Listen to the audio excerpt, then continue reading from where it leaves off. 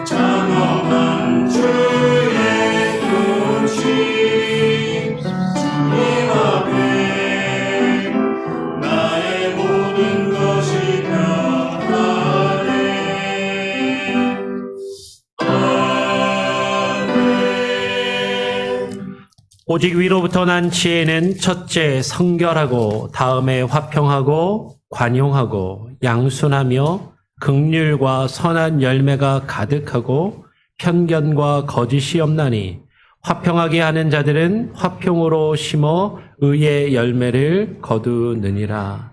아멘. 하나님 아버지 감사합니다.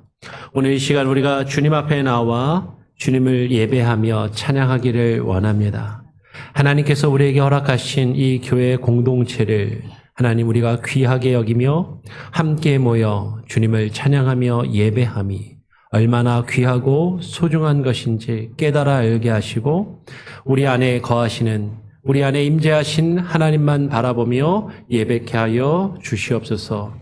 예배의 처음과 끝을 온전히 주님께 맡겨드리고 의탁드리오며 우리 구주 예수 그리스도의 이름으로 기도합니다.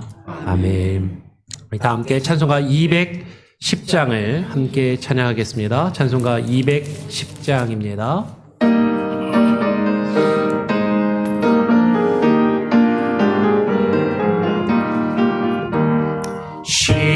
시온성과 같은 교회 그의 영광 한없다 허락하신 말씀대로 주가 친히 세웠다 반석 위에 세운 교회 흔들 자가 늙으랴 모든 원수의 원사너 아무 근심 없도다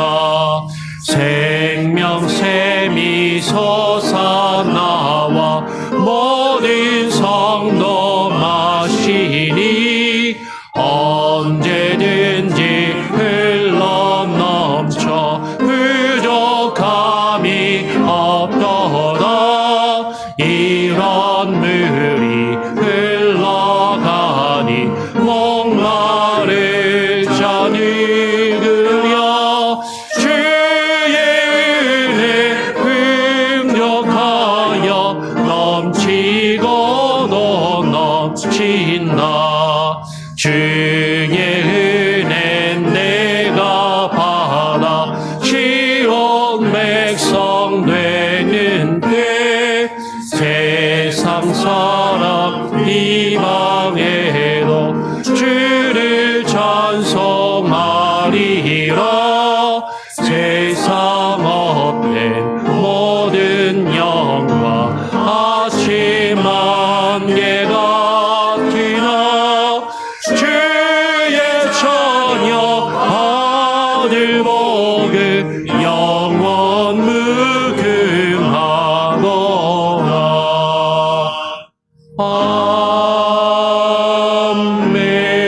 아멘. 성시교독 19번입니다. 시편 32편을 함께 교독하도록 하겠습니다. 성시교독 19번 시편 32편입니다. 허물의 사함을 받고 자신의 죄가 가려진 자는 복이 있도다. 마음에 간사함이 없고 여호와께 정죄를 당하지 아니하는 자는 복이 있도다. 내가 입을 열지 아니할 때에 종일 신음함으로 내 뼈가 쇠하였도다. 주의 손이 주야로 나를 누르시오니 내 진액이 빠져서 여름 가뭄에 마름같이 되었도다. 주께 내 죄를 아뢰고 내 죄악을 숨기지 아니하였더니 곧 주께서 내 죄악을 사하셨나이다. 이로 말미암아 모든 경건한 자는 주를 만날 기회를 얻어서 주께 기도할지라. 진실로 홍수가 범람할지라도 그에게 미치지 못하리라. 주는 나의 은신처이오니 환난에서 나를 보호하시고 구원의 노래로 나를 두르시리이다. 너희 의인들아 여호와를 기뻐하며 즐거워할지어다. 마음이 정직한 너희들아 다 즐거이 외칠지어다. 아멘. 사도신경으로 우리의 신앙을 하나님과 또한 사람들 앞에 함께 고백하며 나아가도록 하겠습니다. 전능하사 천지를 만드신 하나님 아버지를 내가 믿사오며 그 외아들 우리 주 예수 그리스도를 믿사오니 이는 성령으로 잉태하사 동정녀 마리아에게 나시고 본디오 빌라도에게 고난을 받으사 십자가에 못 박혀 죽으시고 장사한 지 사흘 만에 죽은 자 가운데서 다시 살아나시며 하늘에 오르사 전능하신 하나님 우편에 앉아 계시다가 저리로서 산자와 죽은 자를 심판하러 오시리라. 성령을 믿사오며 거룩한 공예와 성도가 서로 교통하는 것과 죄를 사하여 주시는 것과 몸이 다시 사는 것과 영원히 사는 것을 믿사옵나이다. 아멘. 예, 자리에 앉으셔서 찬송가 597장을 한 장 더 찬양하고요. 우리 박수윤 지사님 예배를 위해서 대표로 기도해 주시겠습니다. 597장입니다.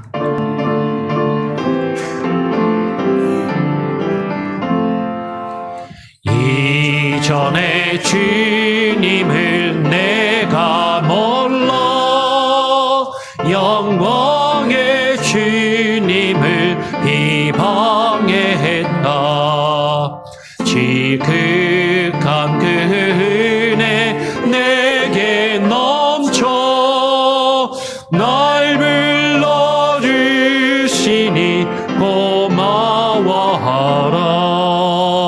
나 받은 달란트 얼마런가 나 힘써 그것을 남기어서 갑절로 주님께 바치오며 충성된 종이라 상 주시리.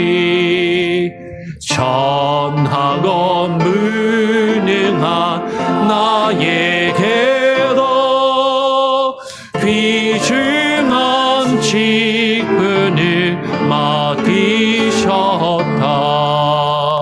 그 은혜 고맙고 고마워라.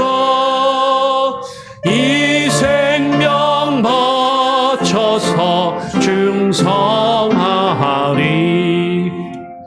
나 하는 일들이 하도 적어 큰 열매 눈앞에 안 되어도 주님께 죽도록 충성하며 생명의 면류가 얻으리라. 아멘. 예, 박수현 지사님 오늘 예배를 위해서 대표로 기도해 주시겠습니다. 참고로 박수현 지사님 오늘 우리 교회에서 예배드리는 게 공식적으로 예배드리는 게 마지막입니다. 기억해 주시고 함께 기도해 주시길 부탁을 드립니다.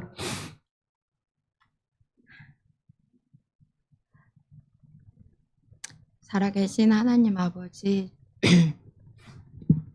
살아계신 하나님 아버지, 저희를 오늘도 주님 이름 안에 한 공동체로 불러주시고 함께 예배 드릴 수 있게 모든 여건을 허락해 주시니 감사합니다. 하나님, 이 지난 한 주가 누군가에게는 고단하고 슬픔에 짓눌린 한 주였고, 누군가에게는 또 지극히 평범한 한 주였으며, 또 누군가에게는 기쁨이 넘치고 감사가 넘치는 한 주였을 겁니다. 주님, 이 모든 인생의 과정 가운데 저희가 매 순간마다 주님을 바라보고 있는지, 주님을 얼마나 갈망하고 있는지, 주님께 얼마나 의지하고 나아가고 있는지 되돌아보게 하시옵소서. 주님, 저희가 삶의 문제 속에서, 상황 속에서 헤매일 때마다 그 상황 속에 저 홀로 있고 마치 주님은 저만치 있는 것처럼 여기진 않았는지 이 시간 돌아보게 하시옵소서.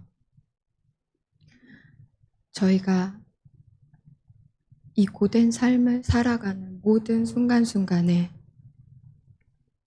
예수님의 십자가를 바라보게 하시고, 그 십자가를 바라봄으로써 나 대신 십자가에 매달리셔서 죽을 수밖에 없었던 예수님의 희생과 사랑을 기억하며 모든 문제들을 뛰어넘는 저희의 삶들이 되게 성령 하나님 지키시고 이끌어 주시옵소서. 하나님, 이 시간 열방의 선교사님들을 위해 기도합니다. 하나님, 그 선교사님들의 육신의 고단함과 마음의 고단함을 주님 아시오니 이 시간 그 고단함들을 풀어주시고, 주님 그 고단함이 사라져 나간 자리에 주님 주시는 새 힘으로 넉넉히 채워질 수 있도록 하나님 저들을 지키시고 보호하여 주시옵소서. 결코 풍족할 수 없는 여건 속에서 다른 이들과 더 나누지 못해 가슴 아파하는 저분들의 삶을 기억하시고 헌신을 기억하시고, 저분들의 입술을 통하여 복음이 선포되는 곳곳마다 성령 하나님 임재하시고, 오직 하나님밖에는 이루실 수 없는 많은 역사들을 이루셔서 길을 잃었던 수많은 영혼들이 주님 앞에 다시 돌아올 수 있는 그런 시간들이 되도록 주님 채워주시고 주님 능력을 저희에게 보여주시옵소서. 세상 속에서 더 가지지 못해서, 더 편히 누리지 못해서 괴로워하는 저희들의 삶을 돌아봅니다. 주님, 저희는 얼마나 주님의 자녀답게 살고 있습니까? 주님, 얼마나 겸손하고 거룩하게 살고 있습니까? 주님, 세상의 욕망들이 저희 안에 쏟아져 들어올 때마다 선교사님들의 저 삶을 기억하게 하시고, 복음을 전하지 못해 전전긍긍하는 저 애타는 마음 저희에게도 부어주시고, 주님, 어떻게 살아가는 것이 주님이 기뻐하시는 자녀된 삶인지 늘 묻고 기도하고 분별하면서 살아갈 수 있도록 저희의 삶을 긍휼히 돌봐주시옵소서. 이 시간 같이 예배드리는 교육관의 아이들이 있습니다. 하나님, 저 아이들의 믿음이 저희보다 더 순수한 줄을, 그래서 주님이 더 기뻐 받으시는 줄을 저희가 알고 있습니다. 이 시간 들어가는 모든 생명의 말씀이 저 아이들이 하나님께 더 한 발짝 가까이 나아갈 수 있는 걸음이 되게 하시고, 저들의 믿음이 더욱 견고해질 수 있는 그런 좋은 걸음이 될 수 있도록 이 시간 복 내려주시고 예배를 인도하여 주시옵소서. 저 아이들을 가르치는 전도사님과 선생님들께 하나님의 풍성한 지혜를 부어 주시옵소서. 건강을 붙잡아 주시옵소서. 이 교회를 통해 양육된 아이들이 세상에 나아갈 때 주님, 담대한 하나님의 군사가 되게 하시고, 세상의 문제를 통과하며 뛰어넘는 그런 승리하는 삶들이 되게 하시고 주님 나라에 갈 때까지 흔들리지 않는, 무너지지 않는 믿음이 세워진 견고한 주님의 자녀들로 주님 양육시켜 주시옵소서. 하나님, 이 예배를 위해 준비한 모든 손길들을, 헌신들을 기억하여 주시고 그 손길과 심령들 가운데 하나님 풍성한 은혜를 넉넉히 부어주셔서 저희가 기쁨으로 섬기고 기쁨으로 봉사하며 사람의 인정을 구하지 않고 사람들의 시선과 관심을 구하는 것이 아니라 오직 하나님의 기쁘심, 하나님의 인정만을 저희가 바라보고 헌신하는 저희 모두가 되게 도와주시옵소서. 이제 말씀을 전하실 목사님을 성령 하나님 사로잡아 주시고 그 영역을 지켜주시고 사단이 틈타지 못하도록 성령 하나님 늘 보호하여 주시옵소서.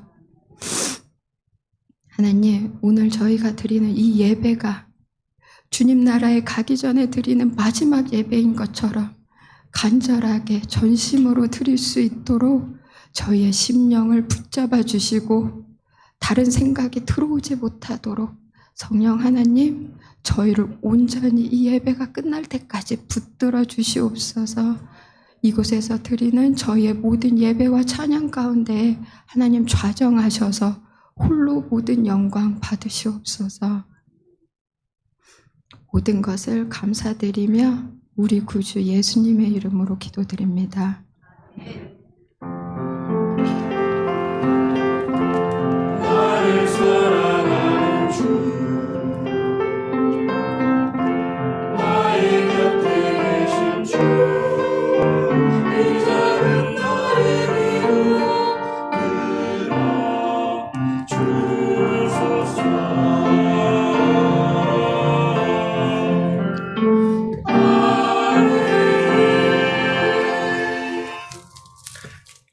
오늘 우리에게 주시는 하나님의 말씀은 민수기 12장 1절부터 3절 3절의 말씀입니다. 민수기 12장 1절부터 3절까지의 말씀. 제가 12장 1절을 읽고요. 2절, 3절은 다 같이 읽도록 하겠습니다.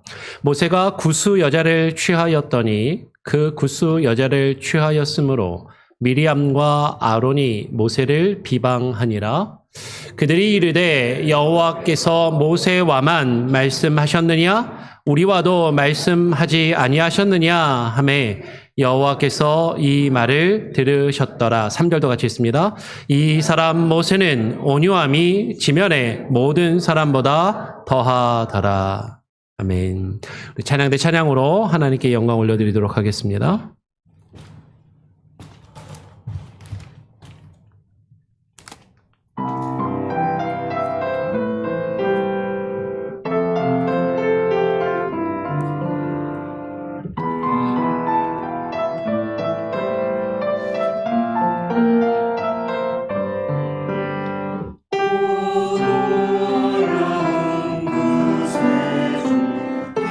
예수의 주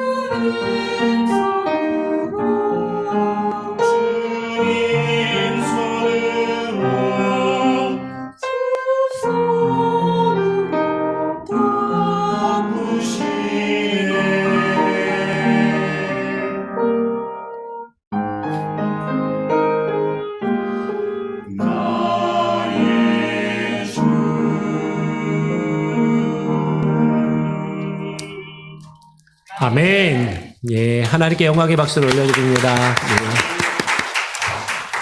오늘 교회 또 방문해 주신 분들이 또 몇 분도 보이는데요. 예, 우리 이혜진 집사님 어머님도 방문해 주셨고, 우리 백정 집사님, 송민정 집사님 어머님 되시는 것 같고요. 또 방문해 주신 분들이 몇 분 따님도 같이 오시고, 예, 감사합니다. 우리 옆 사람하고 한 번 더 인사해 볼까요? 은혜 자리에 오신 것 환영합니다. 축복합니다. 한 번 더 우리 같이 나누고요. 우리 올해 표로 한 번 더 인사해 보죠. 광야의 교훈을 기억합시다. 광야의 교훈을 기억합시다. 아멘. 우리가 계속해서 2024년 한 해 동안 민수기의 말씀을 살펴보고 있습니다. 지난주에도 살펴보았던 것처럼, 이스라엘 백성들을 하나님께서 애굽에서 구원하셔서 약속의 땅 가나안으로 가도록 인도하시는데, 그 광야의 길을 40년을 가게 하시는 것이죠. 그 광야의 삶은 많은 것이 부족하고, 원하는 대로 원하는 것을 얻을 수 없고, 그렇죠? 원하는 것을 다 할 수 없는 그런 힘들고 어려운 그런 시기를 겪었기 때문에 이스라엘 백성들이 그 안에서 가지는 불평과 원망이 많았던 것을 보게 됩니다. 우리가 지난주에 살펴봤던 11장부터 그리고 오늘 우리가 살펴보는 12장의 내용을 보면, 그리고 민수기에서 계속해서 반복되는 그 이스라엘 백성들의 모습을 보면, 이스라엘 백성들의 행동과 하나님이 그 백성들에 대한 반응은요, 두 단어로 요약하면 불평과 진노인 것이죠. 그리고 이스라엘 백성들의 그 불평과 진노가 계속해서 반복되고 있음을 우리는 민수기의 말씀을 통해서 발견하게 됩니다. 그러면서 그 하나님 앞에 불평하며 원망하는 반복되는 모습들, 11장에 여러 에피소드가 있는데, 우리가 지난 시간에는 만나에 대한 이야기만 살펴보고 그 뒤에 대한 내용에는 그냥 건너뛰고 오늘 12장으로 들어가서 살펴봅니다. 그런데 오늘 12장 1절에서 이스라엘 백성들 중 안에서도 모세의 형제가 되는 미리암과 아론이 모세를 향해서 비방하고 모세를 향해서 악한 말을 하는 것을 오늘 우리가 살펴보게 되죠. 오늘 1절에 보니까 이렇게 이야기를 합니다. 모세가 구수 여자를 취하였더니 그 구수 여자를 취하였으므로 미리암과 아론이 모세를 비방하니라라고 이야기를 해요. 자, 그런데요, 무엇 때문에 미리암과 아론이 모세가 구수 여자를 취한 것을 놓고서 모세를 비방한 것일까 하는 것이죠. 왜 비방했을까요? 구스 여자를 취해서 아내를 삼았는데 왜 비방했을까? 아마 언뜻 떠올릴 때 이렇게 생각하시는 분들이 많을 겁니다. 율법에서 하나님께서 이방인들과 결혼하는 것을 율법이 금하고 있고 하나님이 그것을 금하셨기 때문에 지금 모세가 그 율법을 범하여서 이방 여인과 결혼한 것을 미리암과 아론이 지금 비방하며 그것이 잘못되었다라고 꾸짖고 있는 것이 아닌가라고 생각하기 쉽죠. 실제로 그럴 가능성이 있죠. 이방 여인과 결혼을 했으니까. 그렇죠? 그러면 지금 미리암과 아론의 모세를 대한 이 비방은 모세가 하나님의 말씀을 어기고 잘못해서 지금 그것이 잘못되었다라고 지적하며 책망하는 것이니까 옳은 거잖아요. 그렇죠? 근데 뒤에 나오는 사건을 보면 하나님께서 그래 모세가 잘못했다라고 책망하시는 내용은 나오지 않고 거꾸로 모세를 비방하고 있는 미리암과 아론을 하나님이 불러다가 야단을 치시고 심지어는 미리암이 나병에, 요새 별로 하면은 한센병에, 그죠? 옛날 안 좋은 표현으로 문둥병에 걸리게 하시는 그런 벌을 받는단 말이죠. 그러면 율법을 범한 것은 모세인데, 죄를 지은 건 모세인데 왜 모세가 벌을 받는 것이 아니라 잘못된 모세의 잘못을 지적하고 책망하며 비난하고 있는 미리암과 아론이 하나님 앞에 하나님이 왜 그들에게 진노를 하시고 그들이 벌을 받은 것일까? 손쉬운 해석은 이런 거죠. 잘못을 지적할 때 좀 부드럽게 해야 되는데 너무 악하게 좀 나쁘게 표현을 한 것이 아닌가 이렇게 해석하는 해석들도 종종 있는 것 같아요. 그러면 한번 생각해 보기를 원합니다. 모세가 하나님의 율법을 받아서 그 율법을 가르치는 자였고 말씀을 증거하는 자였는데 그 율법을 정말 몰라서 이방 여인을 아내로 맞이한 것인가? 아니, 그것을 알았지만 우리가 생각하는 것처럼 모세가 정욕에 이끌려서 욕심에 이끌려가지고 그것을 절제하지 못하고 그 정욕을 누르지 못하고 너무나도 이쁜 이방 여인이 구스 여인이 있어서 그 여인을 지금 자신의 아내로 취한 것인가? 그렇다면 모세는 자신이 그런 행동을 할 때 백성들이 심지어는 자신과 가까운 그 형제들이 누나인 미리암과 형인 아론조차도 그것을 옳지 않게 여기고 그 자신을 비난할 것이라는 것을 알지 못했을까? 그것을 알았으면서도 그 정욕에 못 이겨서 지금 구스 여인을 자신의 아내로 취한 것일까 하는 것이에요.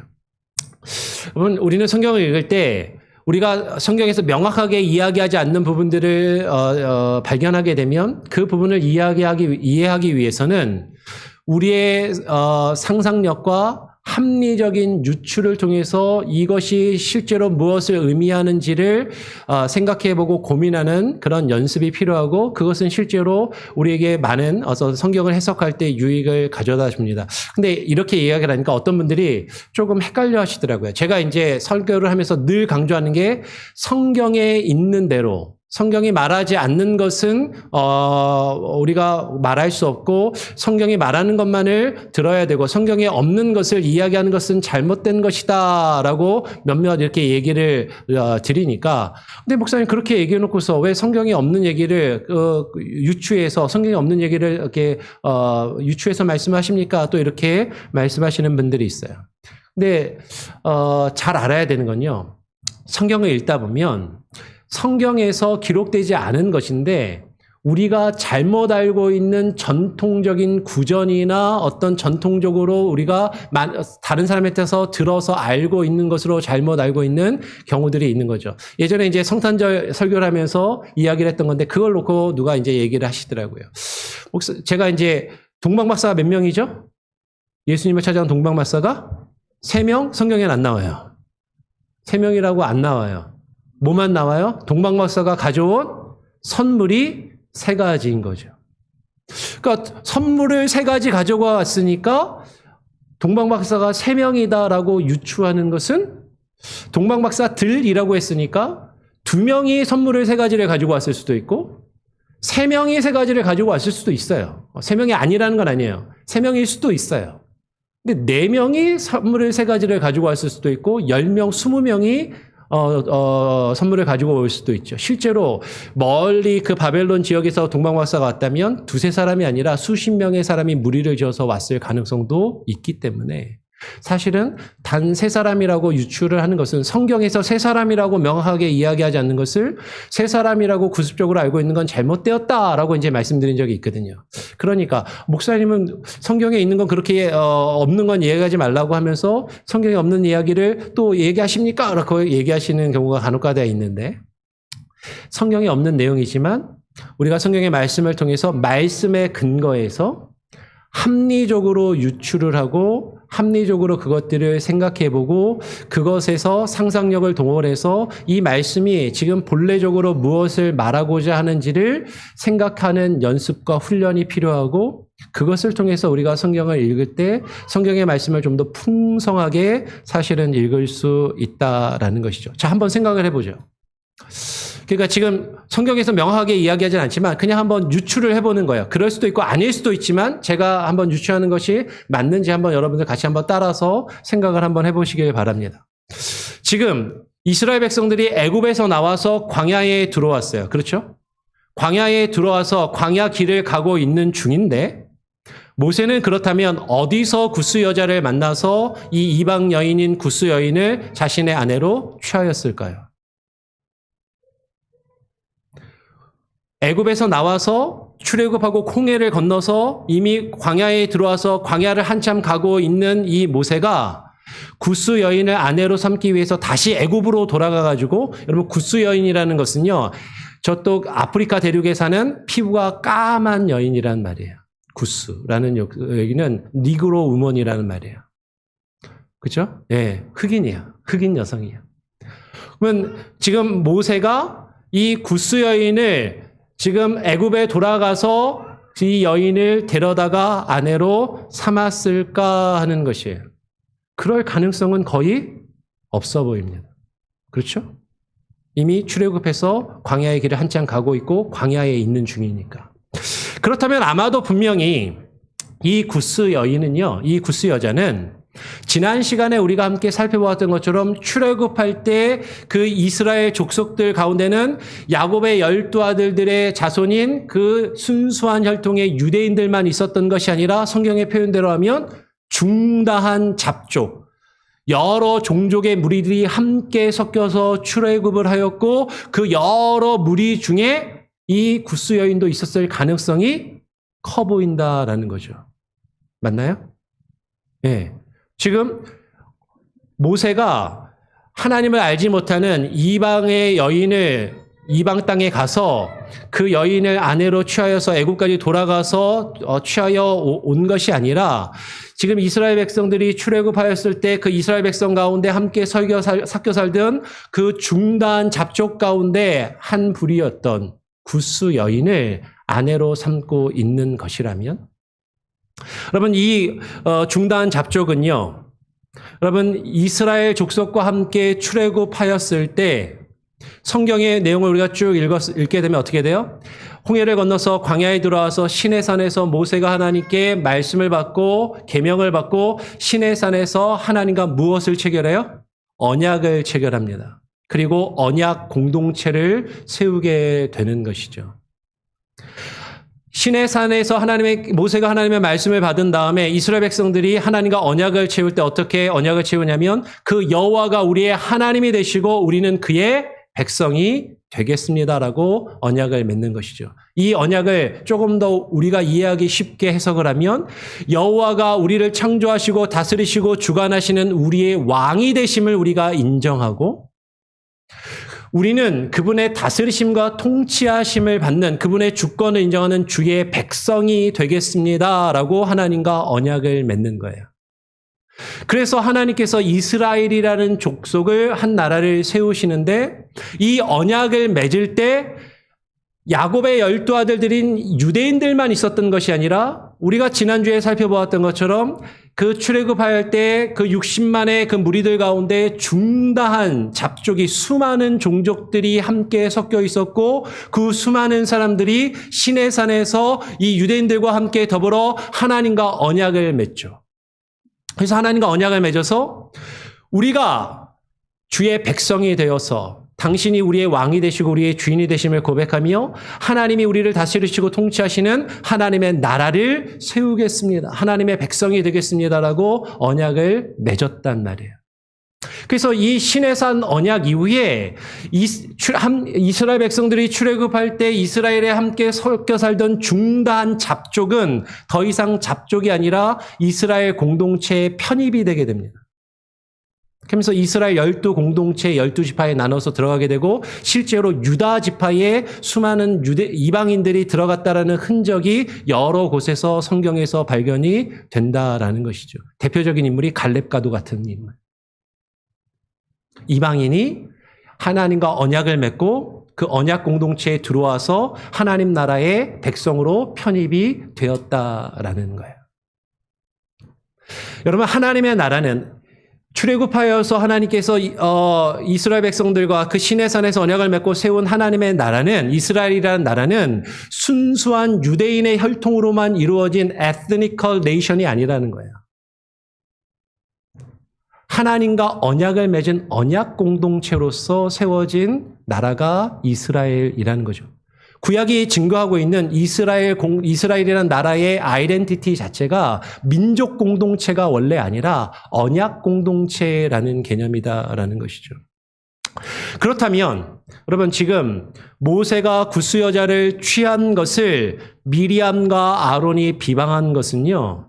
만약에 정말로 모세가 율법을 어겼다면 그 율법이 금하고 있는 것은 뭐죠? 이방 여인과 결혼하지 말라는 것은 그 이방인들과 결혼하는 것을 통해서 그 이방인이 섬기는 우상을 따라 섬기지 말고, 그리고 그 이방의 풍습과 문화를 따라 그들과 섞여 지내지 말라라는 것이 그 율법의 본질이고 율법의 목적이다라는 것이에요.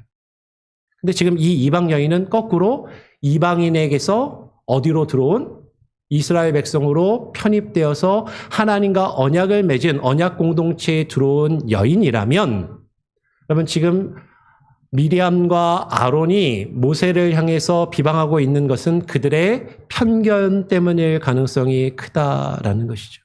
무슨 편견? 야, 피부가 까매, 얼굴이 까만 여인을 어떻게 이스라엘의 지도자가 아내로 맞이할 수 있겠냐라는 그 잘못된 편견.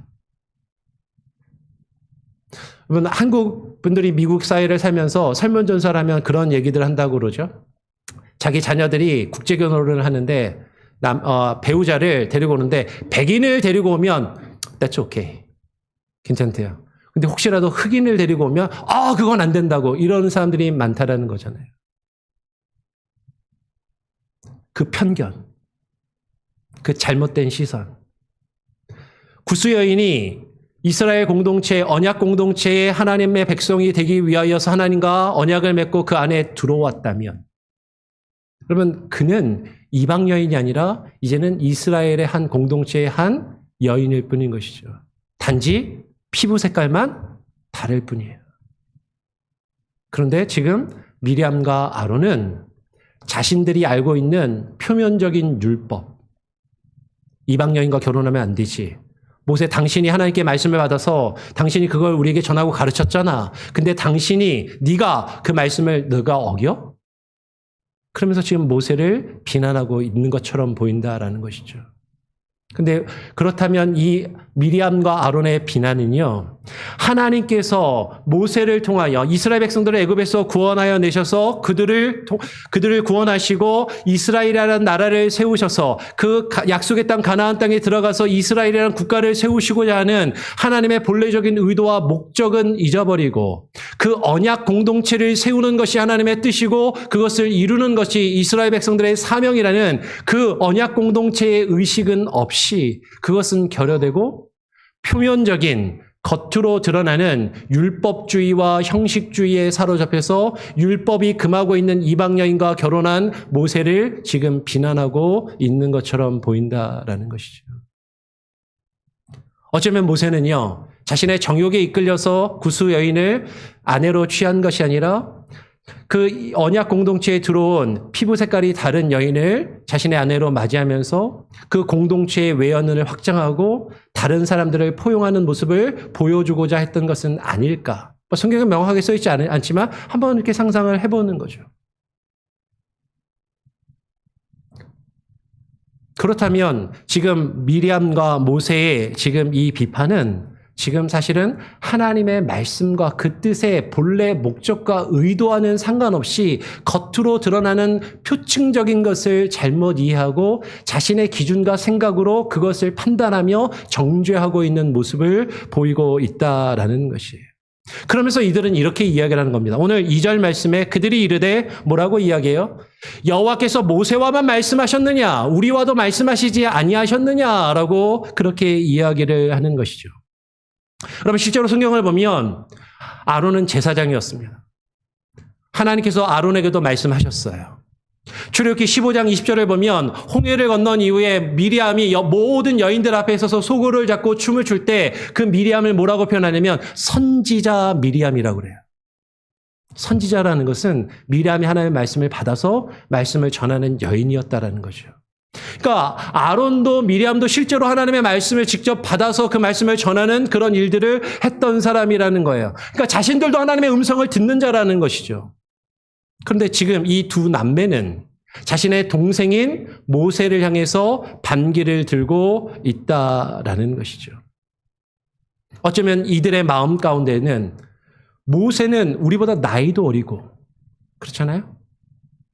그러면 미리암은요, 적어도 모세보다 성경에 명확하게 써 있지는 않지만 모세가 나일강에 버려졌을 때 미리암이 그 바로의 공주 앞에 가가지고 제가 이 갓난아기를 위해서 유모를 구해다 줄까요? 이렇게 말할 수 있는 아이였어요. 그러면 제 기준에서는 그 정도 말할 수 있으려면 한 10살은, 최소한 10살은 넘어야 되지 않을까? 그 어간은 되지 않아야 되니까? 그러면 미리암은요, 적어도 모세보다 한 10살은 더 많은 누나였어요. 그리고 미리암이 자신의 친어머니, 모세의 친어머니 요게벳을 바로의 딸에게 지금 유모로 데려다 준 거죠. 그러니까 이 미리암은 이렇게 이야기할 수 있잖아요. 야, 모세, 내가 너 업어 키웠어. 내가 너 업어서 키웠어. 근데 네가 나보다 나이도 어리고 하나님의 말씀을 듣는다고 지도자로 우뚝 서서 우리를 이끌어 간다고? 내가 너보다 나이도 많고 나도 하나님의 말씀을 듣고 받는 자인데 왜 모세만 그렇게 될 수 있어? 어쩌면 그들도 백성 앞에 서고 싶은 숨겨진 욕망이 있었던 것처럼 보이는 것이죠. 인간 밑바닥에 있는 욕망과 시기심. 나보다 나이가 어린 아론도 형이잖아요. 자신의 동생의 말을 듣고 동생을 도와주는 그 서포터로 동생을 섬겨야 된다는 것이 어떻게 보면 자존심이 상할 수도 있고 어떻게 보면 그것이 못마땅할 수도 있는데 모세만 하나님의 말씀을 듣는 것도 아닌데 나도 하나님의 말씀을 들을 수 있는데 그러면 내가 모세와 같은 지도자가 될 수 있지 않을까? 근데 모세가 잘못한 게 내 눈에 보이네? 율법을 어긴 것처럼 보이네? 그것을 지적하며 책망하고 있는 미리암과 아론의 모습이다라는 것이죠. 여러분, 이들의 모습이 더욱 부끄럽게 느껴지는 것은 모세와 가장 가까운 가족이라는 거예요. 형이고 누나인 것이죠. 친형이고 친누나가 지금 모세를 비난하며 공격하고 있다라는 것입니다. 예수님께서도 말씀하셨어요. 선지자가 고향에서 대우를 받는 것이 어렵다. 여우가 머리 둘 곳이 없다라고 말씀하신 것처럼. 그렇죠? 선지자가 머리 둘 곳이 없다라고 예수님도 말씀하신 것처럼.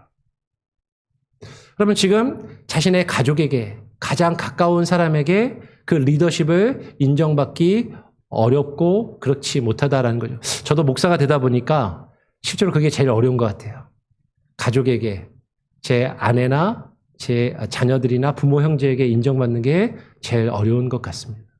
저도 어렸을 때부터 부모님이랑 같이 교회를 다니면서 제가 부모님과 함께 다니던 교회에서 자라나가지고 신학교를 가서 첫 번째 사역을 제가 주일학교 때부터 다녔던 그 교회에서 전도사를 처음 했어요. 중고등부 전도사를 처음 했는데 저희 부모님이랑도 잘 알고 그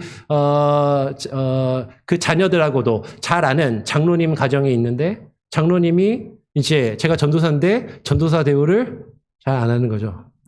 야, 재선아. 전도사님 안 불러요. 야. 뭐 그럴 수 있어요. 가까우니까, 친하니까.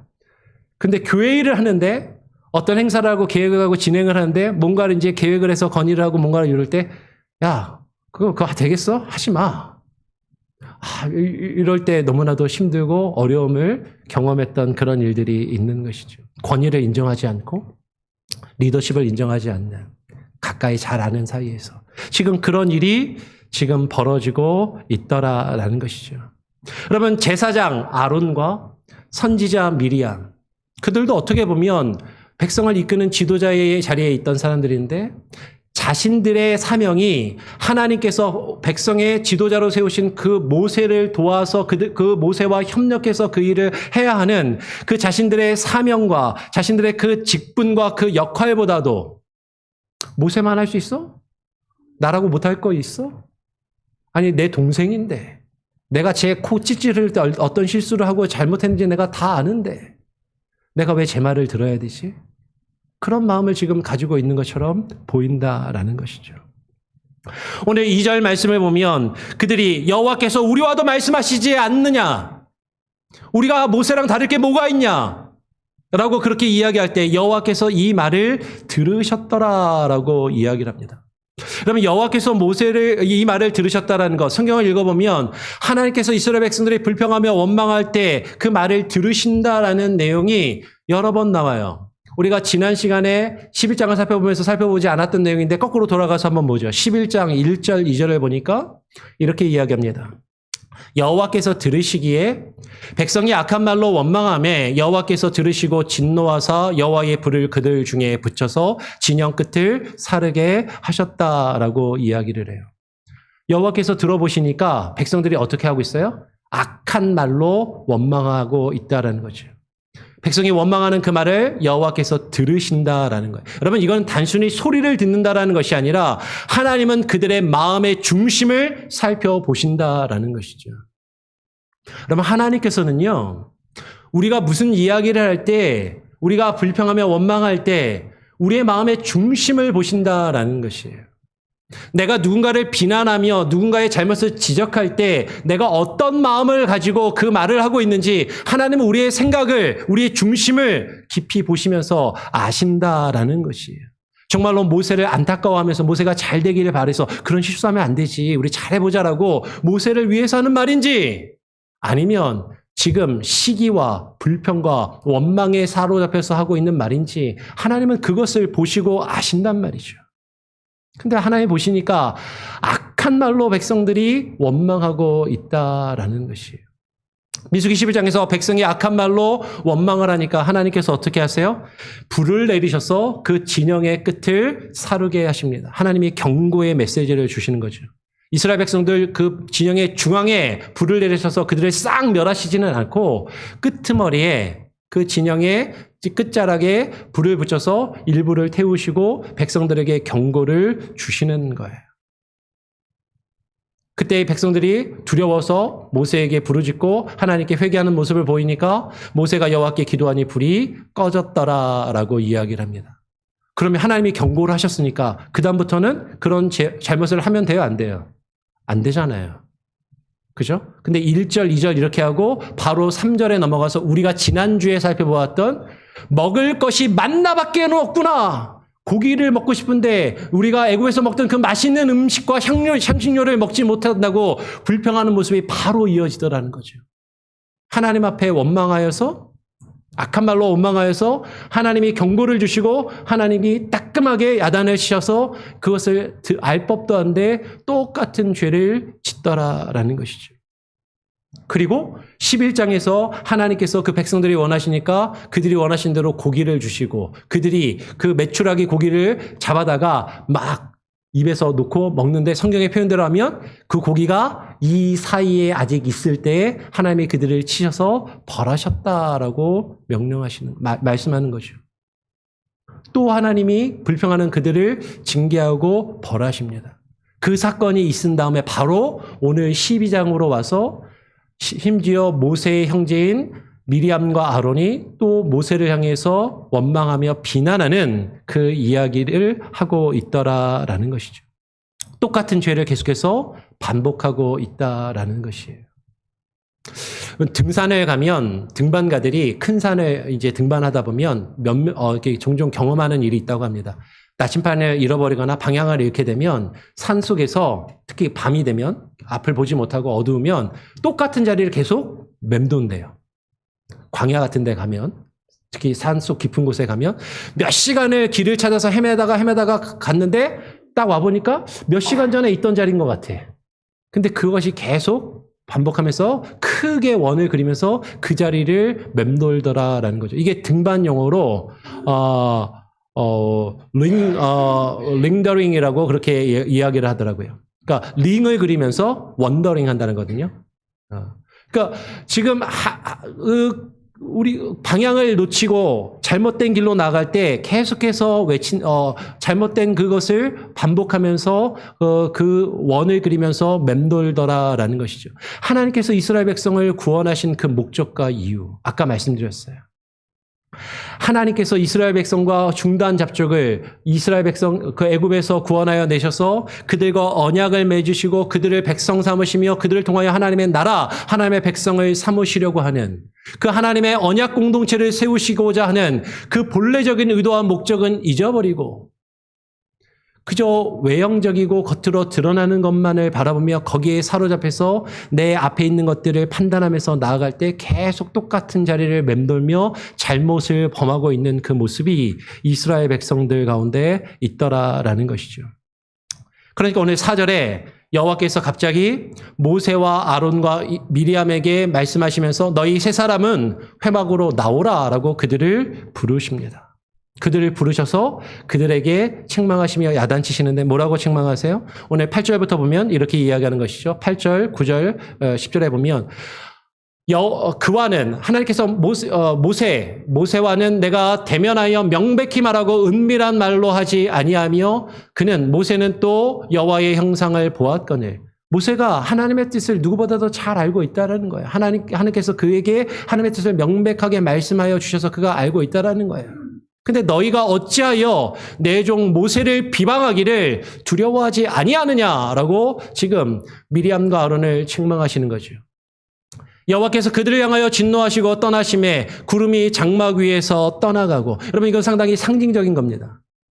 하나님께서 이스라엘 백성과 함께 하신다라는 것은 이스라엘 진영의 한가운데 있는 회막에 구름이 임하시는 것을 통하여, 임하여 있는 것을 통해서 눈에 보이시지 않는 하나님이, 영이신 하나님이 그들과 함께 하신다는 것을 우리가 볼 수 있는 모습으로 나타내 보여주시는 상징적인 표현인 것이죠. 근데 그 구름이 떠나갔다는 건 하나님의 임재가, 하나님이 그들과 이제 더 이상 함께 하시지 않는다라는 하나의 상징적인 표현이다라는 거죠. 그러면서 구름이 떠나가고 미리암은 나병에, 그죠? 예전 표현으로 안 좋은 표현입니다. 문둥병에 걸려요. 눈과 같이 휘어지는 거죠. 아론이 미리암을 본즉 나병에 걸리게 됩니다. 그러면 이제 우리는 한번 또 생각해 보게 되죠. 아니 왜 미리암만 나병에 걸렸을까? 성경이 명확하게 이야기하지는 않아요. 아마도 어쩌면 미리암이 제일 큰 누나고 아론도 동생이었거든요. 미리암이 이러진 않았을까? 아론에게. 야, 너 제사장이잖아. 네가 모세보다 형이잖아. 네가 부족한 게 뭐가 있어서 모세 말을 들어야 돼. 모세가 시키는 대로 해야 돼. 하면서 미리암이 혹시 꼬드기진 않았을까? 여성인 미리암이 누구보다도 먼저 모세를 품어주고 따뜻하게 대하는 것이 아니라 정말 악한 말로 모세에게 상처를 주며 비난한 것은 아니었을까? 그래서 그런지 미리암이 지금 문둥병에 걸렸다라는 것이죠. 그러니까 아론이 모세에게 14절에 보니까 모세에게 지금 미리암을 고쳐달라라고 그렇게 간청을 하고 이제 여호와께서 모세에게 말씀을 하셔갖고 미리암을 고치신 이후에 그를 진영 밖에 7일 동안 1회 동안 가두게 밖에 있게 하시고 그 후에 돌아오게 하십니다. 여러분 여기서 우리가 발견할 수 있는 하나님의 뜻은요. 우리가 전에도 말씀을 통해서 나눴지만 구원받은 하나님의 백성의 진영이 거룩함을 유지하기를 원하신다라는 거예요. 그 안에 있는 죄악을 하나님께서 진영 밖으로 내어 보내기를 원하신다라는 것이죠. 오해하면 안 됩니다. 그러면 미리암을 완전히 쫓아내서 진영 밖으로 완전히 쫓아내서 더 이상 못 들어오게 한 것이냐? 그게 아니라 그 죄악을 깨닫고 그것을 뉘우치며 새로운 마음으로 돌아올 수 있도록 시간을 미리암에게 주는 거죠. 진영 밖에서 자신의 잘못을 뉘우치도록 7일가 이루어지는 겁니다. 그리고 7일 동안 밖에서 미리암이 있고 병이 낫고 그가 회개하고 뉘우치는 마음을 가지고 돌아오게 하는 것이죠. 이스라엘 백성들은 미리암을 그 공동체 밖으로 내어보내고 자기들만 미리암을 버리고 떠나가는 것이 아니라 그 공동체가 미리암이 돌아오기를 같이 기다립니다. 그리고 미리암이 돌아오면 같이 미리암과 함께 다시 길을 떠나게 되는 것이죠. 여러분 지금 사람을 거부하고 잘못된 사람을 내치라라고 이야기하는 것이 아니라 공동체를 세우며 하나님께서 그 공동체를 세우신 그 목적이 함께 하나가 되어서 언약의 공동체를 함께 세워나가는 것이 하나님의 뜻인데 그것이 아니라 공동체의 갈등과 분열을 일으키는 그 죄악과 비방과 비난과 그 다툼과 갈등을 하나님은 내어 버리기를 원하심을 오늘 우리에게 분명하게 말씀하고 있다라는 것이에요. 시간이 좀 가지만 한 군데 3절의 말씀을 좀 더 보고 말씀을 정리하기를 원해요. 오늘 3절에 보니까 오늘 말씀은 이렇게 이야기합니다. 하나님께서 미리암과 아론은 책망하시는데 모세의 편을 드시면서 말씀하시고 오늘 성경이 모세에 대해서 뭐라고 평가하냐면 이 사람 모세는 온유함이 지면의 모든 사람보다 더하더라라고 이야기를 하고 있는 것이죠. 그런데 한번 여러분 성경을 좀 아시는 분들은 모세의 성품이 정말로 온유했나요? 고개를 지금 막 절러절러 흔드시는 분들이 좀 있어요. 여러분 성경에서 발견하는 모세의 모습은요, 화를 잘 내는 사람이었어요. 시내산에 올라가서 하나님의 말씀을 받아갖고 내려올 때 그 언약의 두 돌판을 들고 딱 내려오는데 밑에서 백성들이 뭐 하고 있어요? 금송아지를 만들어서 우상 숭배를 하고 있으니까 모세가 어떻게 해요? 화를 이기지 못해갖고 하나님이 직접 써주신 그 돌판을 산 위에서 냅다 던져버리는 거죠. 그리고 그 언약의 돌판이 깨어져 버리는 거예요. 화를 잘 내는, 저랑 비슷한 것 같아요. 그리고 가데스에서 백성들이 마실 물이 없다라고 막 불평하는데 모세가 어떻게 해요? 부드럽게 백성들을 달래면서 물을 반석에서 내주는 게 아니라 내가 너희를 위해서 물을 내려! 라고 막 화를 내면서 반석을 지팡이로 2번이나 내리치는, 막 승질을 부리고 화를 내는 그런 모습을 가지고 있더라라는 것이죠. 그러면 성경에서 보이는 모세는요, 사실 우리가 볼 때 온유한 성품의 사람이 아니에요. 화를 잘 내는 사람이었습니다. 그렇다면 모세는 온유함이 지면의 모든 사람보다 더하더라. 우리는 이 말씀을 어떻게 이해해야 될 것인가? 여러분, 이건 모세가 우리가 생각하는 기준에서 화를 잘 안 내는 사람이었다. 성격이 유하고 부드러워서 이래도 흥 저래도 흥 뭐든지 좋고 좋은 대로 하는 사람이었다라고 이야기하는 것이 결코 아니다라는 것이죠. 이 온유함은 우리가 생각하는 온유함과 다른 것을 이야기하는 것으로 보여요. 그러면서 오늘 12장에서 이 온유함과 더불어서 모세에 대해서 뭐라고 평가하냐면 7절에 보니까 이렇게 이야기합니다. 내 종 모세와는 그렇지 아니하니, 그러니까 이전에 다른 선지자들이나 다른 어떤 제사장들과는 하나님이 환상이나 꿈으로 말하였지만 모세와는 직접 대면하면서 말하였는데 그 이유가 무엇이냐면 그는 내 온 집에 충성함이라 라고 이야기를 하는 것이죠. 여호와께서 미리암과 아론은 책망하시고 모세를 인정해 주시는 그 이유가 뭐냐면 모세가 하나님의 집에 충성하는 자였기 때문이다. 하나님의 집을 세우는데 충성한 자였다. 하나님이 거하시는 집, 하나님의 성전, 하나님의 나라를 세우는 그 일에 충성된 자였다라는 것이죠. 다시 이야기하면 지금 모세가 모든 사람보다 온유하였다, 성품이 온유하였다라는 것, 그것은요, 모세의 개인적인 성품이 다른 사람보다 특별하게 좋은, 인품이 훌륭한 사람이었다거나 모세가 어떤 특별한 사람이었다라고 이야기하는 것이 아니라 그가 주님의 집을 세우는데, 하나님의 집에 세우는데, 그 하나님의 공동체를 세우며 하나님의 나라를 세우는데 충성되며 헌신하고 자신을 희생하는 자였다라고 이야기를 하는 것이죠. 아론이 모세에게 11절에 간청을 합니다. 모세에게 미리암을 고쳐달라고 간청하니까 모세가 여호와께 부르짖어 미리암을 고쳐달라고 하나님께 기도해요. 모세는 어째서 자신을 비방했던 그 미리암을 하나님께 고쳐달라고 하나님께 기도했을까요? 자신을 비방했던 여인인데. 이렇게 이야기하면 목사님, 많은 분들이 목사님 참 누나잖아요, 누나. 식구잖아요, 식구. 자기를 욕했어도 누나인데 누나 죽게 내버려 둡니까? 기도해서 고쳐야 될 것 아닙니까? 그렇죠? 맞아요. 자신을 비난하지만 한 식구니까, 한 공동체니까 그를 위해서 기도하더라라는 거죠. 모세의 온유함은요, 나를 위해 비방해도 한 식구를 위해서 기도하고 그를 위해서 하나님께 간구하는 자였다라는 거죠. 여러분, 교회는요, 예수 그리스도의 피로 한 형제와 자매된 한 가족입니다. 우리는 그리스도로 피를 나는 한 가족이에요.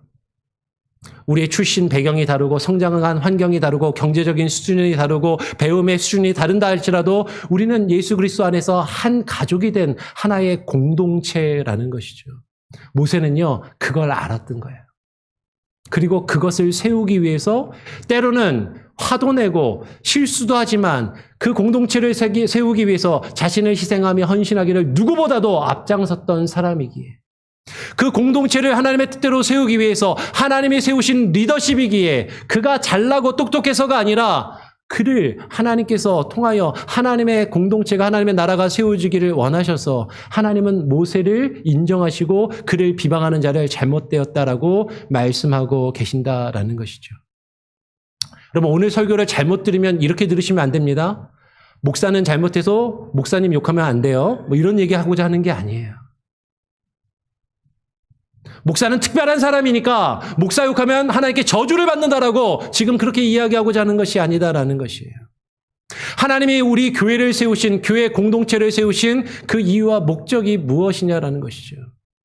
나와 다른 사람, 내가 받아들일 수 없는 사람, 그를 용납하며 하나 되기를 원하시는 그 하나님의 의도와 목적은 잊어버리고 율법주의와 형식주의에 사로잡혀 내가 알고 있는 표면적인 지식으로 다른 사람을 정죄하며 비난하며 내가 옳다라고 나 자신을 드러내는 그런 모습이, 자기 의를 앞세우는 그런 모습이 우리에게 있다면 하나님은 그것을 원하시지 않는다라는 거죠. 마지막으로 야고보서 3장의 말씀을 같이 읽고 말씀을 마치겠습니다. 야고보서 3장 13절로 18절의 말씀을 보니까 이렇게 말씀하는 것이죠. 너희 중에 지혜와 총명이 있는 자가 누구냐? 그는 선행으로 말미암아 지혜의 온유함으로 그 행함을 보일지니라. 너희 중에 지혜와 총명이 있는 자가 누구냐? 우리는요, 이 세상을 살면서 내가 잘났다라고, 내가 똑똑하다라고, 내가 옳다라고, 내가 알고 있는 지식과 나의 경험이 맞다라고 다른 사람에게 주장하며 그것을 앞세웁니다. 그리고 내가 말하는 것을 다른 사람들이 알아주고 인정해 주기를 원하는 것이죠. 근데 너희 중에 그런 지혜와 총명을 자랑하는 자가 있냐? 그러면 그는 선행으로 말미암아 그 지혜의 온유함으로, 하나님의 지혜의 온유함으로 그 행함을 보일지니라. 그러나 너희 마음속에 독한 시기와 다툼이 있으면 자랑하지 말아라. 진리를 거슬러 거짓말하지 말아라. 너희가 옳다라고 주장하고 너희가 맞다라고 이야기하면서 너희를 알아주고 너희가 인정받기를 원하며 자기 의를 드러내고자 하는데, 근데 너희가 지금 하고 있는 그 말이 정말로 공동체를 세우기 위한 것인지, 형제와 자매를 함께 세우며 덕을 세우기 위한 것인지, 아니면 너희 마음속에 독한 시기와 다툼으로 그것을 하는 것이라면 결코 그것을 자랑하며 내세우지 말라라는 것이죠. 아무리 그럴듯한 말을 하며 하나님의 말씀으로 율법으로 자신을 포장하여서 모세를 비방한 아론과 미리암처럼 그것이 진리인 것처럼 보이고 옳은 말처럼 보여도 그것은 하나님의 참된 진리를 거슬러 거짓말을 하는 것이다라는 것이에요. 좀 더 이어서 볼까요? 15절, 16절에 이러한 지혜는 아무리 너희가 옳고 맞다라고 주장해도 이러한 지혜는 위로부터 내려온 것이 아니요 땅 위의 것이요 정욕의 것이요 귀신의 것이니 시기와 다툼이 있는 곳에는 혼란과 모든 악한 일이 있음이라.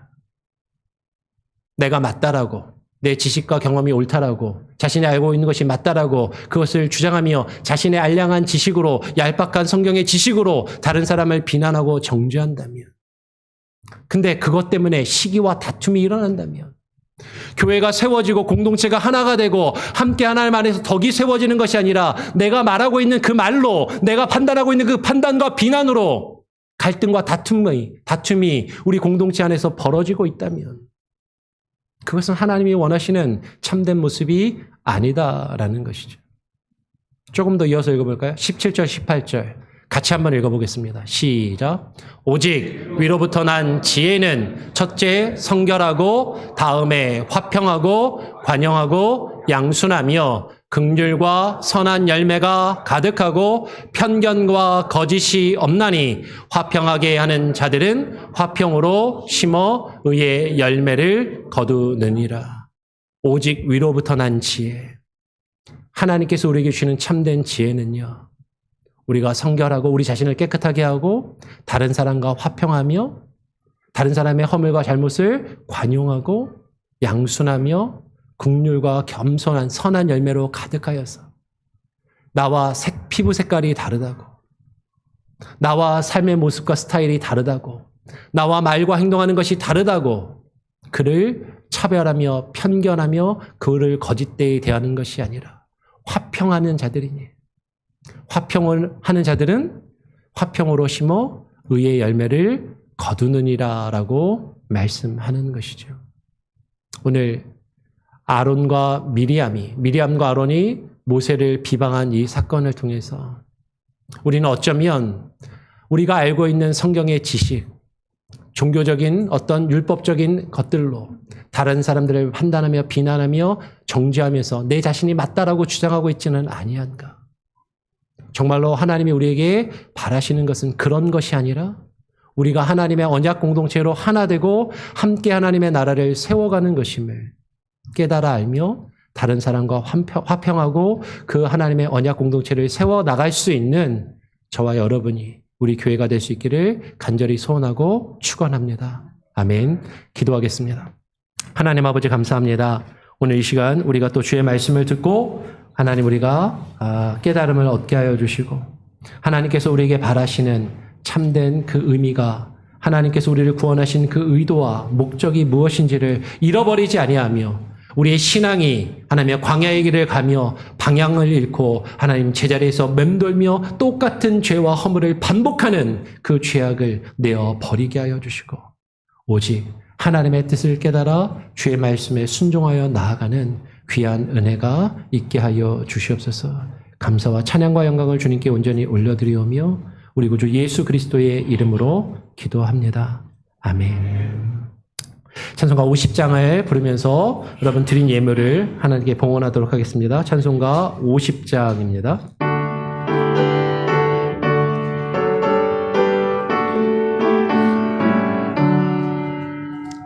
내게 있는 모든 것을 아낌없이 드리네. 사랑하고 의지하며 나아가리라. 주께 드리네. 주께 드리네. 사랑하는 그 주 앞에 모두 드리네. 내게 있는 모든 것을 겸손하게 드리네. 세상 욕심 멀리하니 나를 받아 주소서. 주께 드리네. 주께 드리네. 사랑하는 그 주 앞에 모두 드리네. 3절은 생략하겠습니다. 예, 시간 좀 가서요. 아멘. 예, 헌금 기도는 이따 축도하기 전에 같이 하도록 하고요. 교회 소식을 먼저 함께 나누도록 하겠습니다. 주보를 참고하시길 바랍니다. 오늘 예배 마치고 구역 인도자 성경 공부가 있습니다. 구역 인도자 성경 공부가 점심 식사를 하고 점심 식사 이후에 있으니까 모여주시기를 부탁을 드리고요. 돌아오는 토요일에 정기 당회가 있고 다음 주일에는 재직회가 있습니다. 기억을 해주시고요. 재직회는 지금 생각 같아서는 점심 식사하고 모였으면 합니다. 왜냐면 재직에 해당이 안 되시는 분들이 계속 점심 못 드시고 기다리시기도 하고 식사를 또 봉사하기도 해야 되니까 하여튼 다음 주에 다시 한번 정확하게 광고를 드릴게요. 그리고 전교인 가족 수양의 신청을 오늘까지 마감하겠습니다. 그래서 가실 수 있는 분들은 여러분 전화 홍철호 장로님께 말씀을 해주시고요. 회비는 교회에서 반액을 부담을 해드립니다. 그리고 그 회비에 숙식이 기본적으로 제공되고 중고등부 아이들은 교통편도 제공이 되니까 그렇게 아시고 함께 또 기도하시면서 오늘까지 꼭 신청을 해주시기를 부탁을 드립니다. 현재까지 신청하신 분이 한 20명 정도 되거든요. 아이들까지 다 해가지고. 근데 하여튼 그렇게 여러분 아시고 신청해 주시고요. 교회 놀이터, 우리 뒤에 새로 지은 교육관 뒤쪽에 보면 놀이터가 있는데 좀 많이 낡고 그 바닥도 좀 좋지 않았었거든요. 근데 이번에 지금 개보수를 리노베이션을 거의 했습니다. 아직 조금 더 이제 하면 멀치를 조금 더 채워야 되는데요. 그 안에 이제 놀이터 기구는 우리 구원탁 사님이 도네이션 하셔서 놨고, 바닥이 좀 이제, 비용이 좀 많이 드는데, 바닥에 테두리하고 멀치라는 것은 교회 재정으로, 그렇게 진행하게 됐습니다. 근데 다행히, 바닥 하는데 10,000불이 안 넘어서 한 8,000불 그 정도 되어서, 우리가 10,000불이 넘으면 성도들의 의견을 좀 수렴해서 하는데, 10,000불이 안 넘어서 당회에서 의결을 해서 우리 교회 아이들 놀이터를 그렇게 리노베이션 하기로 그렇게 의결해서 지금 거의 다 됐습니다. 멀치가 조금 더 채워야 되거든요. 배송이 늦어져서 그렇게 되니까는 보시면 보실 수 있을 겁니다. 그리고 6월 생일자가 주보에 보면 있으신데 오늘 예배에 참석하신 분이 박주희 이사님 생일자시고요. 예. 그리고 김보경, 최수문, 신윤철, 강상원 성도님 이렇게 생일자신데 오늘 신윤철 지사님도 늘 오시다가 오늘 안 오셨네. 예. 그래서 오늘 박주희 지사님만 생일이신데요. 축하드리고 시간이 좀 많이 가고 노래는 이따가 생일 케이크 하면서 그때 축하 노래 부르도록 할게요. 예, 우리 잠깐 그래도 일어나셔서 생일이라고 얼굴을 한번 보여주세요.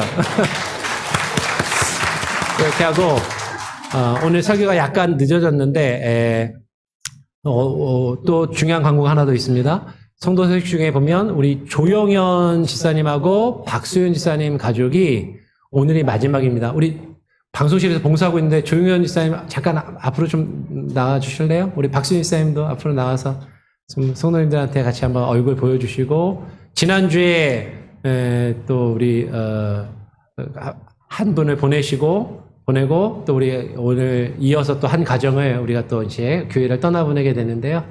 우리 앞에 얼굴 좀 성도님들 보여주세요. 네, 그래서 몇 년간 또 열심히 또 방송실에서도 봉사해 주시고 애써 주셨는데요. 너무 감사하고 왜요?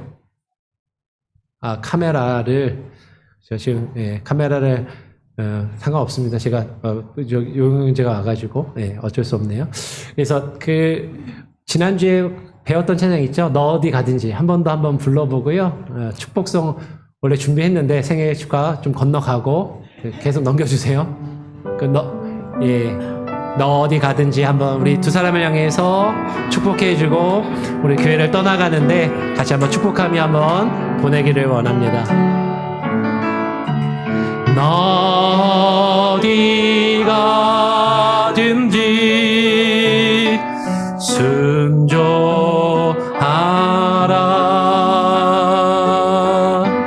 너 어디 있든지 충성하라.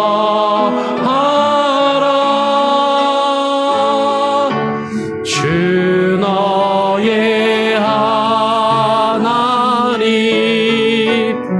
왕 되신 주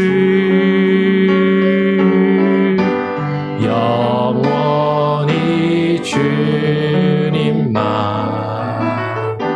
찬양하라. 우리 한 번 더 해볼까요? 너 어디 가든지 너 어디 가든지 순종하라.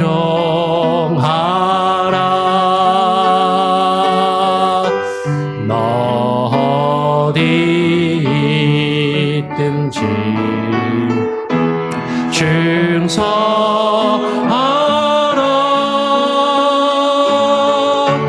주 너의 하나님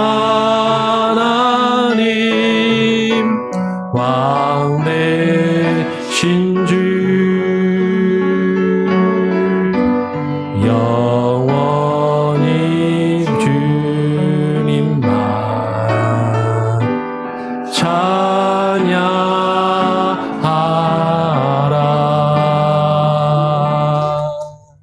제가 한번 두 가정을 위해서 한번 기도하고요. 또 축복하도록 하겠습니다. 하나님 아버지 감사합니다. 또 지난 몇 년간 우리 교회를 출석하며 함께 믿음을 나누고 삶을 나누며 또 교회에서 열심히 봉사하고 헌신한 우리 조용현, 우리 박수윤 가정이 직장 문제로 이건 몽고메리를 떠나서 또 미시간주로 이주를 합니다. 하나님, 이들이 또 새롭게 살아가야 할 그 환경 가운데서도 하나님께서 함께 해주시고 동행해 주시고 하나님 좋은 사람들과 좋은 교회를 만나게 하시고 그곳에서도 하나님을 향한 그 믿음을 잊어버리지 아니하고 주의 백성으로 살아갈 수 있는 귀한 은혜가 있게 하여 주시옵소서. 하나님 우리에게 귀한 만남을 허락하셨사오니 하나님 우리가 멀리 떨어져서도 서로를 위하여 기도하며 또 서로를 위하여 또 축복하며 하나님 또 주님이 부르시는 그날 또 우리가 어디서든 다시 만날 수 있고 주님 다시 오시는 그날 하나님 나라에서 또 우리가 다시 만날 것을 또 소망하며 하나님 우리가 각자의 환경에서 또 최선을 다하여 주를 섬기며 살아가는 자들이 되게 하여 주시옵소서. 우리 가정에 허락하신 두 자녀들이 있습니다. 하나님 건강하게 무럭무럭 자라게 하시고 하나님 나라의 귀한 일꾼들이 다 되게 하여 주시옵소서. 감사하며 거룩하신 예수 그리스도의 이름으로 기도합니다. 아멘. 이거 한번 한 말씀 인사하고 있으면 예, 하셔도 될 것 같아요. 예, 마이크를 드릴까요? 잠깐만요.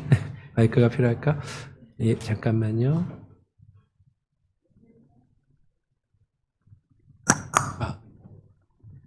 네, 저희 가정이 이곳에서 우선 첫째가 나고 둘째가 나고 하는 동안 믿음 생활을 같이 할 수 있도록 함께 저희에게 같이 함께 해주셔서 감사하고요. 저희가 힘든 시간 동안에도 저희 교회 가족분들이 항상 많이 신경 써주셔서 저희가 항상 감사함을 가지고 있습니다. 오늘 제가 사실 멀리 떠나지만 목사님 말씀하셨듯이 기도하셨듯이 저희가 항상 기도로 여기 몽고머리 한인 장로교회 분들과 함께 하길 원하고요. 계속 연락하면서 또 나중에 어떻게 될지 인연이 모르니 하나님과 기도하면서 하도록 하겠습니다. 모두 건강하세요. 감사합니다. 수윤재매는 뭐 할 말 없어요? 예. 보기보다 더 쑥스러워해가지고 애틋하게 환영하고요. 또 이따가 또 인사 나누시고 예 들어가시길 바라고요. 예.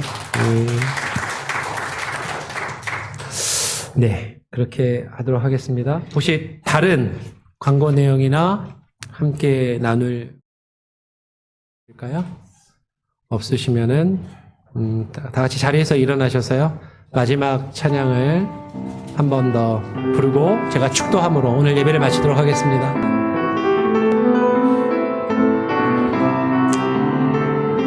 나의 가는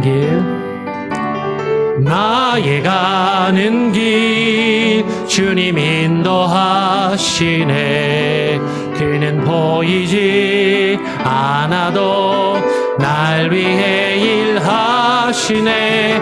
주 나의 인도자 항상 함께 하시네. 사랑과 힘 베푸시며 인도하시네. 나의 가는 길 주님 인도하시네. 그는 보이지 않아도 날 위해 일하시네. 주 나의 인도자 항상 함께 하시네. 사랑과 힘 베푸시며 인도하시네.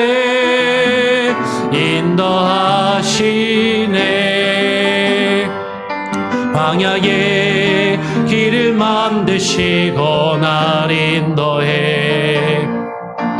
사막의 강 만드신 것 보라.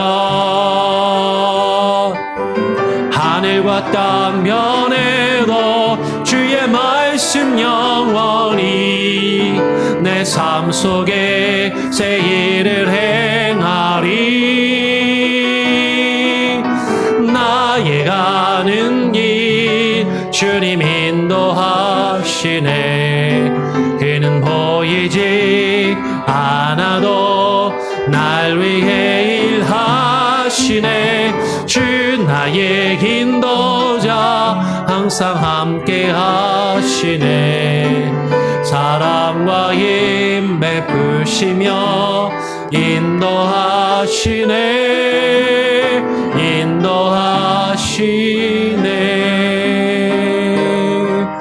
기도하겠습니다. 하나님 아버지, 오늘 우리 성도들이 정성껏 드리는 예물을 주님 기뻐 받아주시며 우리 성도들의 삶에 때를 따라 필요를 따라 공급하여 주시는 은혜를 날마다 경험케 하여 주시옵소서.